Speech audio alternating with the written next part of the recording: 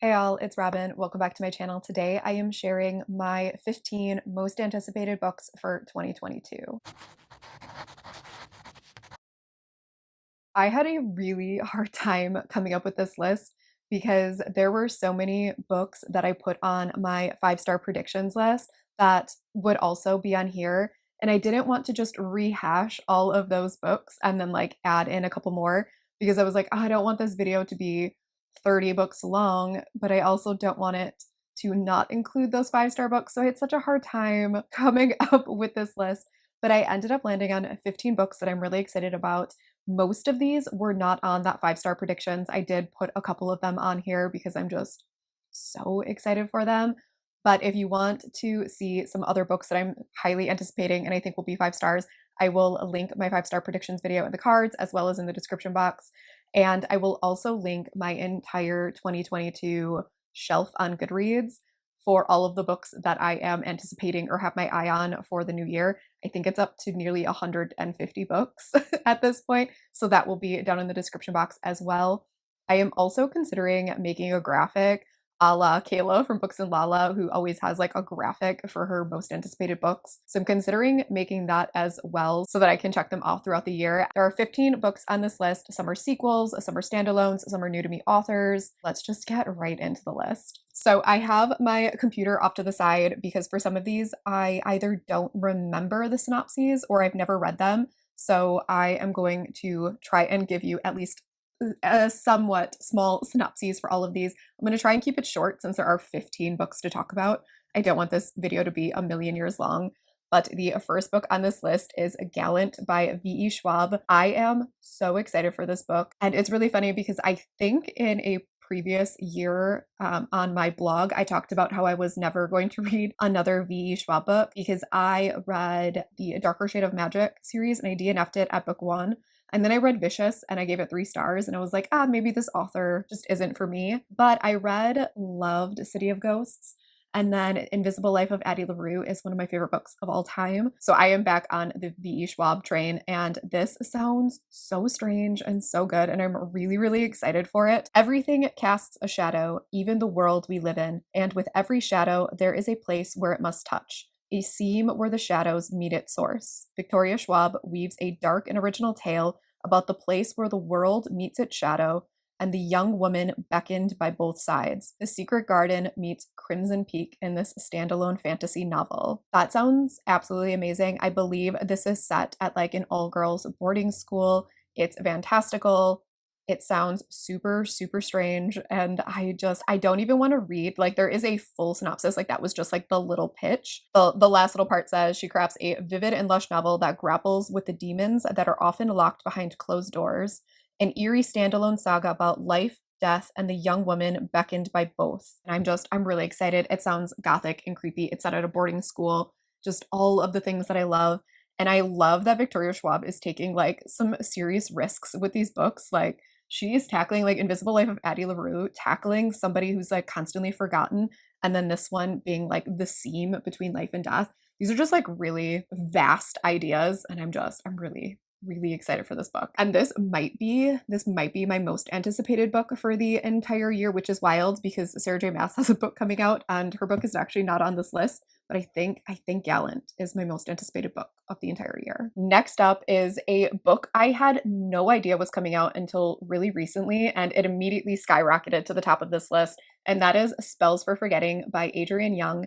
And this is Adrienne Young's first adult book. I love the Fables duet. That's all I think I've read from her so far, but I loved that duet so much. I did read the spinoff as well, but this is an adult book and it is an adult fantasy slash mystery, I believe. The synopsis says that it is a rural island community steeped in the mystical superstitions of its founders and haunted by an unsolved murder is upended by the return of the suspected killer in this deeply atmospheric novel. Emery's life was forever changed on the eve of her high school graduation when the love of her life was accused of murdering her best friend. Now she is doing what her teenage self swore she would never do, living a quiet existence amongst the community that fractured her world in two. She'd once longed to run away with her boyfriend, eager to escape the misty, remote shores of the island and chase new dreams. but now she maintains her late mother's tea shop and cares for her ailing father. But just as the island, rooted in folklore and tradition, begins to show signs of strange happenings, the ex-boyfriend returns for the first time in 14 years and unearths the past that nobody remembers. This just sounds everything I love in a mystery thriller: small town, atmospheric setting, people returning from the past. I'm so excited to pick this up in 2022. Next up on this list is a book that is coming out right away at the beginning of January, and it's one of the books that I'm going to be reading first in 2022, and that is Love and Other Disasters by Anita Kelly. I just talked about this book, I believe, in my Winter TBR, which I will link up in the cards and down below, but this is a adult rom-com, and it is following two people who are on a cooking competition. The heroine is a recent divorcee who is kind of like trying to regain control of her life. She has fallen onto some hard times, both financially and emotionally, after her divorce, and she is determined to win this competition and take back control of her life. But her first day on the competition, she ends up embarrassing herself by falling down. She ends up striking up an unlikely friendship with the first openly non-binary contestant on the show, and the two of them kind of have this friendship and they team up together. Even though they're competitors, they end up like relying on each other, and slowly they form a relationship. And it just, something about this cover and the synopsis, it just calls to me, and I am so excited for this book. So it's going to be one of the first books I pick up in the new year, and I can't wait. The next book on this list is actually a three-parter, and that is because Hazelwood, who is the author of The Love Hypothesis, is releasing a series of novellas, and they are Under One Roof, Stuck With You, and Below Zero. All of these, as far as I know, are STEM romances, and I have not looked at the synopses for a single one of them. And I believe all of them are coming to audio first, if I am not mistaken. I'm not 100% on that. I recently saw her pitch all of these on her Instagram. I believe she said they're coming to audio first and then coming to Kindle. They're all being released through Berkeley, but I don't believe they're coming in a physical format until later on. So I believe this like three-part novella is following like these three heroines who are all friends, and each one of them is getting a romance. The first one is following an environmental engineer. The second one is following a civil engineer, and the third one is following a aerospace engineer. And in case you don't know, I am an electrical engineer, but I work as a software engineer. And so pretty much all you have to get me to do to read a book is say that the heroine is an engineer, and I will read it. Hazelwood is also a scientist, and so I'm really excited for these three novellas. I absolutely cannot wait. I believe they are all releasing like pretty close together. Yeah, it looks like they are releasing in May, June, and July. I absolutely cannot wait. The next book on this list is another follow-up to a book that I loved earlier in this year, and that is Feed Them Silence by Mandelo. And this has one of the strangest synopses I've ever read. This is a sci-fi book, and sci-fi is not my genre, but I loved Summer Sons so much that I will read absolutely anything that Mandelo writes. I'm just going to read you the synopsis because it is very strange. And it says, "This begs the question, what does it mean to be in kind with non-human animals?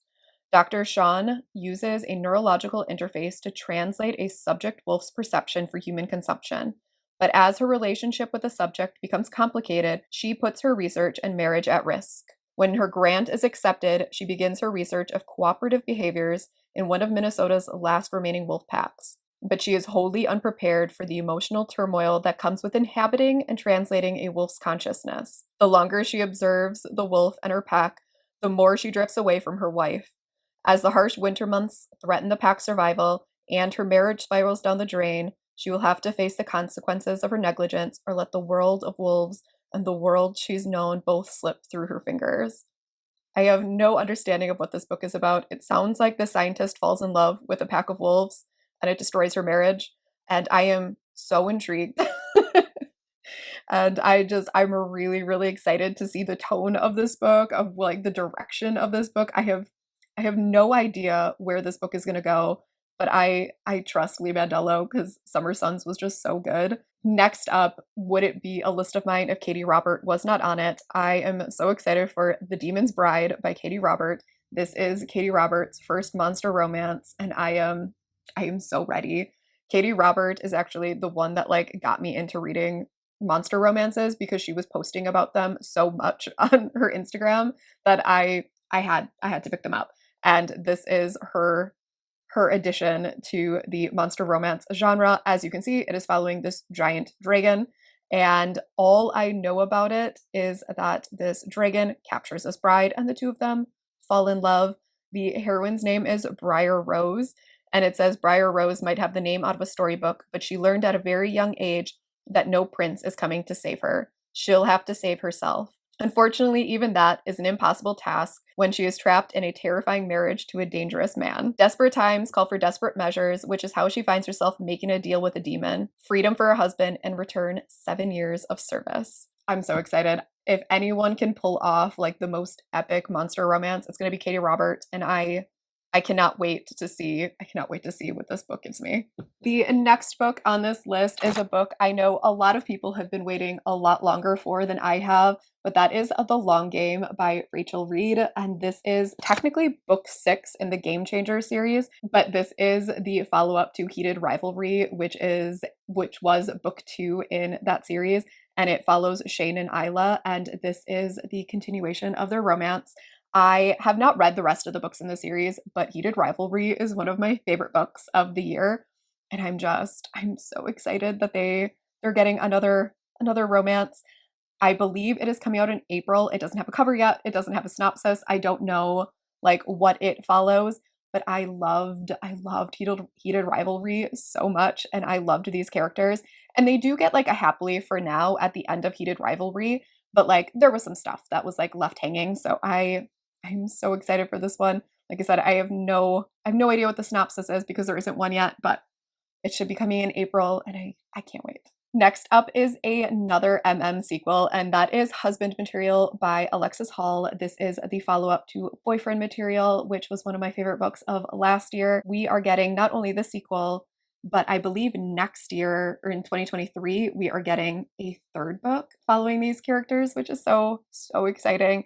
This one, like I said, the follow-up to Boyfriend Material, and so we are following Luke and Oliver. And in book 1, they had a fake relationship and they ended up with their happily for now. It says that it seems like everyone around them is getting married and Luke's feeling the social pressure to propose, but it'll take more than 4 weddings, a funeral, and a bowl full of special curry to get these two from I don't know what I'm going to do. Good thing Oliver is such perfect husband material. This sounds really cute. I'm guessing they're going to be attending a bunch of weddings and everyone's going to be trying to get them to get married.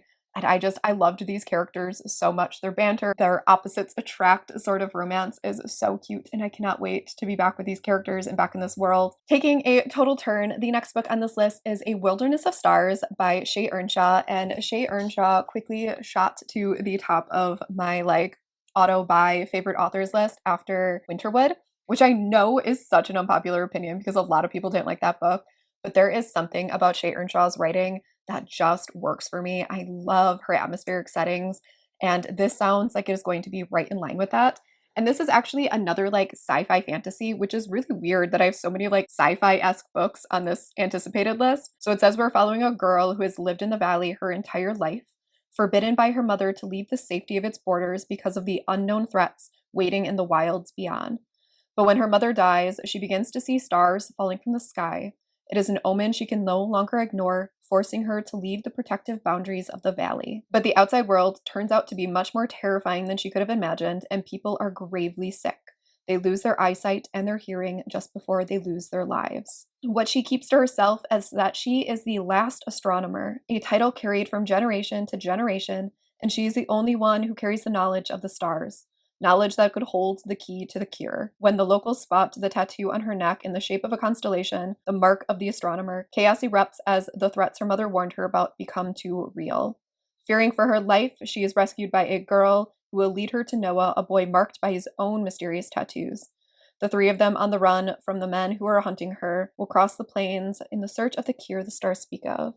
But as the lines between friend and prisoner begin to blur, she must decide whether she will protect the sacred knowledge or if she will risk everything to save them all. This book sounds so magical, and that synopsis, every time I read it, I swear I get chills. It sounds so beautiful. I absolutely cannot wait for this book. Going back to sequels, this is the follow-up to These Hollow Vows, and that is These Twisted Bonds by Lexi Ryan. This is the second and final book in the These Hollow Vows series, and this is just a really fun Fae YA romance. It has all of the classic Fae tropes. There's a love triangle, you have the different courts, you have kind of like a Cinderella Beauty and the Beast-esque subplot. You have a heroine who is learning a bunch of secrets about the Fae. There's a lot of politicking and all kinds of stuff. And this series is just such a good time. And I loved where book one left off. And I'm definitely going to reread book one right before this one releases. This doesn't come out until July, but I have requested an arc. So hopefully I can pick it up sooner. Another fantasy sequel, Who Even Am I? I am really excited for The Oleander Sword by Tasha Suri. This is the follow-up to The Jasmine Throne. And The Jasmine Throne is this like big chunky fantasy that I was so intimidated by, but it was such a fast read. I loved the way that Tasha Suri built this world because it never felt like super overwhelming because she like slowly integrated the world building throughout the whole book. And so I absolutely flew through that story. There are a ton of perspectives, but I didn't mind that at all. They're all labeled at the head of the chapter, and I was equally engaged in all of the different like people. So I ended up loving that first book, and I'm really excited for this sequel. I have talked about this on my Instagram, but I have been hating all of the cover reveals for 2022, but this one I actually really love. I love the green of this cover. This is so beautiful, and I'm really, really excited for this book. I've not looked at the synopsis for this. I will probably reread The Jasmine Throne before going into this one. It does not have a release date yet, but it does have a cover, and it does say 2022, and I know that Tasha Suri has been working on edits for this book because I follow her on social media. So I'm sure this will be coming out sometime in 2022. I will definitely be picking it up as soon as I can. The next book on this list is a book that was on my 5-star predictions list, and I, again, cannot make a list without putting Emily Henry on it. So Book Lovers by Emily Henry is, again, probably my number one or number two most anticipated book of the entire year. This is by the same author that wrote Beach Read and People We Meet on Vacation, both of which either were or will be on my top books of the year. The synopsis says, a literary agent must decide if Happily Ever After is worth changing her whole life for in this insightful, delightful new novel from bestselling author of Beach Read and People We Meet on Vacation. Nora's life is books. She reads them all, and she is not that type of heroine, not the plucky one, not the laid-back dream girl, and especially not the sweetheart. In fact, the only people Nora is a heroine for are her clients, whom she lands enormous deals as a cutthroat literary agent, and her beloved little sister, Libby, which is why she agrees to go to Sunshine Falls for the month of August, when Libby begs her for her sister's trip away with visions of small-town transformation for Nora, she's convinced needs to become the heroine of her own story. But instead of picnics or run-ins with a handsome country doctor, Nora keeps bumping into Charlie, a bookish, brooding editor back from the city. It would be a meet cute if not for the fact that they've met many times and it has never been cute. If Nora knows she's not the ideal heroine, Charlie knows he's nobody's hero. But as they're thrown together again and again in a series of coincidences, what they discover might just unravel their carefully crafted stories. From what I have heard from Emily Henry, this is essentially a Hallmark movie if the heroine fell in love with the like guy from the city instead of like the small town hero. And she has said that this is the romance for all of the people who would have stayed with the CEO instead of like the farmer. And I love that so much. I love that she goes to this small town and falls in love with the big city guy instead of like the small town, and like doesn't have a change of heart.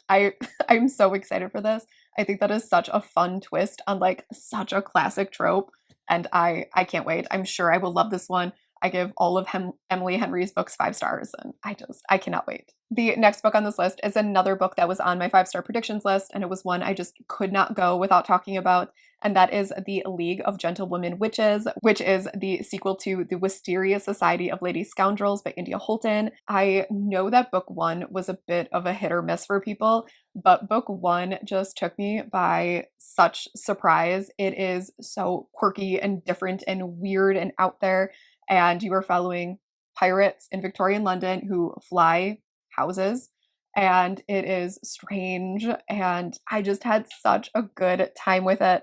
It was so much fun to read. I loved the wit and banter and humor in here, and it worked for me. I can't explain why, it did, and I cannot wait for the sequel. I have not actually read the synopsis for this one yet, so we're gonna experience it together. Charlotte belongs to a secret league of women skilled in the subtle arts, that is to say, although it must never be said, witchcraft. The League of Gentlewomen Witches strives to improve the world in small ways. Using magic, they tidy, correct, and manipulate according to their notions of what is proper. When a long lost amulet is discovered, it is up to Charlotte, as the future leader of the League, to make sure the powerful talisman does not fall into the wrong hands. Therefore, it is most unfortunate when she crosses paths with a pirate who is no Mr. Darcy. With all the world scrambling after the amulet, they must join forces to steal it together. If only they could keep their pickpocketing hands to themselves. Like I said, this book is very witty and humorous, but India Holton's humor it works for me, and I am so excited for this book. The next book on this list is called These Fleeting Shadows by Kate Alice Marshall, and I actually own a couple of Kate Alice Marshall books, but I have not read any of them yet. There is something about this book that is just screaming to me, and I can't wait for it. This does not have an official synopsis yet, but it does have a cover, and I do really like the cover. I love the vibe that the cover is giving me. But there is a pitch that I found a while back that is the reason why I'm so excited for this. It says, in this queer supernatural YA novel, a girl inherits her ancestral home only to discover that a dark presence lurks within it and within herself. With the help of the young woman called the Witch of Harrow, she must unlock the house's secrets and her own if she wants to survive. So this sounds like a witchy story about a girl with powers and a creepy house that she doesn't know exists. And I am so excited. This is categorized as horror and fantasy, so I can't wait for the official synopsis. This isn't set to come out until August, so we have we have a bit of a wait, but it's definitely a book that I will be picking up as soon as I can. And then the last book on this list is actually a book that I very recently added to my 2022 TBR, and I am so excited for it. This doesn't have a cover yet, but it does have a synopsis, and it is The Dead Romantics by Ashley Poston. I'm not sure if it's Poston or Poston. Someone correct me if I'm saying this wrong. But this is a YA author who is now releasing her first book in the adult romance genre. This is called Ghost Meets the Bold Type, and a sparkling adult debut about a disillusioned millennial ghostwriter who quite literally has ghosts of her own.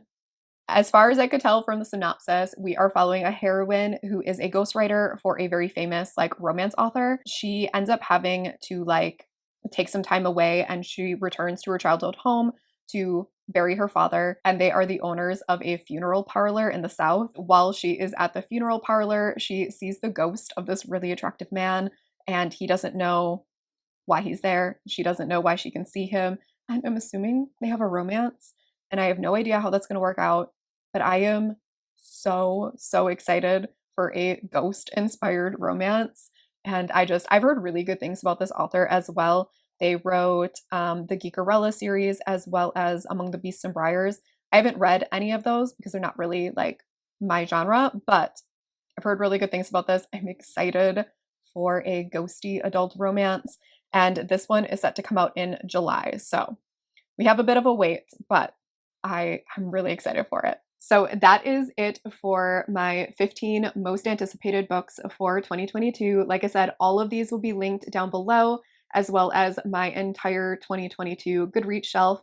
And if I do make graphics, I will try to include templates over on my Instagram of blank ones that you can fill out with your most anticipated lists. So if you are not following me over on Instagram, that will be linked down below as well. Let me know what books are on your most anticipated list for 2022. Let me know if we have any in common, and I will catch y'all in my next video. Bye. Isn't this how it's supposed to be? Making our Christmas memories.